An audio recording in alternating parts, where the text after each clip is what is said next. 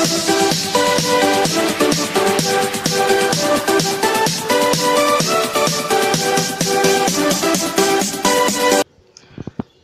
Friends, welcome to BSK education channel. Friends, ఈరోజు మరో ముఖ్యమైన ఇంపార్టెంట్ అప్డేట్తో ముందుకు వచ్చాం. తెలంగాణ రాష్ట్ర స్థాయి పోలీస్ నియామక బోర్డు ఆధ్వర్యంలో కొండాపూర్ బెటాలియన్ మరియు అంబర్పేట పీపీటీ మైదానంలో జరుగుతున్న ఈవెంట్లో అర్హత సాధించిన విద్యార్థులను క్వాలిఫై అయినట్లుగా చూపిస్తూ అక్రమాలకు పాల్పడుతున్న ఇద్దరు వ్యక్తులను సైబర్ క్రైమ్ పోలీసులు గురువారం అరెస్ట్ చేశారు. Cyberabad cyber crime inspector K Srinivas కథనం ప్రకారం టీఎస్ఎల్పీఆర్బీ ఈవెంట్లలో పాల్గొన్న విద్యార్థుల వివరాలను కంప్యూటర్లలో పొందుపరిచే బాధ్యతలను చూస్తున్న ఈసాఫ్ట్ కన్సల్టెన్సీ లిమిటెడ్లో ఉద్యోగి భానోత్ నాయక్ శారీరక దేహదారుఢ్య పరీక్షలో ఉత్తీర్ణత సాధించిన ఇద్దరు అభ్యర్థులు జంగా శ్యాముల్, ముతమ్మల్ల కిరణ్ కుమార్లను క్వాలిఫై అయినట్లుగా చూపుతూ కంప్యూటర్లో తమకు అనుమతి ఉన్న యూజర్ ఐడి పాస్వర్డ్లతో డేటాను మోడిఫికేషన్ చేశాడు.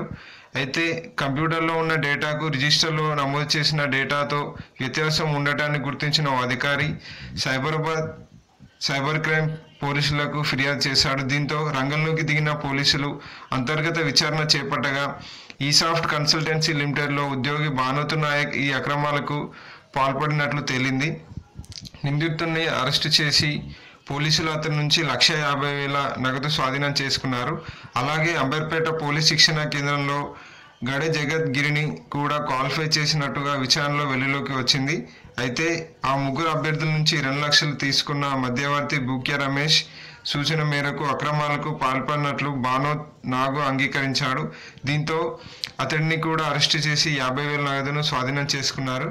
సో ఫ్రెండ్స్, దాదాపు ముగ్గురు అభ్యర్థుల నుంచి 2 లక్షలకు పైగా వసూలు చేసి ఈసాఫ్ట్ కన్సల్టెన్సీ లిమిటెడ్ అనే కంపెనీ ఉద్యోగి భానోత్ మరియు బూక్యా రమేష్ అనే ముగ్గురు అభ్యర్థుల్ని ఫిజికల్ టెస్ట్లో ఫెయిల్ అయినా కూడా పాస్ చేయడం జరిగింది. ఇలా టీఎస్ఎల్పీఆర్బీలో కూడా ఇటువంటి అక్రమాలు జరుగుతున్నాయని ఈ విధంగా వెలుగులోకి వచ్చింది.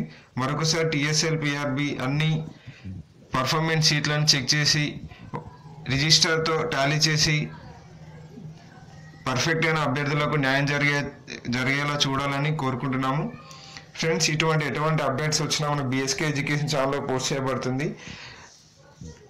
నిజమైన అభ్యర్థులకు ఎటువంటి అన్యాయం జరగకుండా టీఎస్ఎల్పీఆర్బీ చర్యలు తీసుకోవాలని మన ఛానల్ తరపున కోరుకుంటున్నాం.